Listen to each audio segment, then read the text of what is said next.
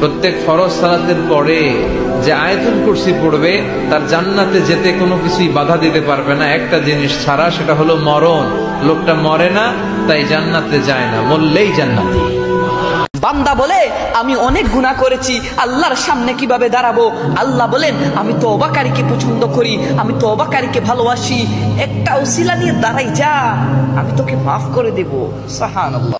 জুমার দিনের দোয়া কবুলের সেই কাঙ্ক্ষিত মুহূর্তটা হচ্ছে আসরের সালাত, অর্থাৎ বিকেল থেকে নিয়ে মাগরিব সূর্য অস্ত যাওয়ার আগ পর্যন্ত।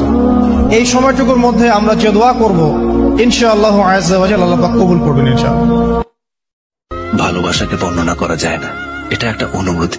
এই কথাটা তারাই বুঝবেন যারা কখনো ভালোবেসেছে। আজ আমি পাগলের অভিনয় করলাম। এরকমই এক পাগলকে আমি দেখেছিলাম, তার চোখে ছিল সত্যিকারের ভালোবাসা। এরকমই একজনকে আমি চিনি, যে ভালোবাসা না পাওয়ার যন্ত্রণায় চলছে।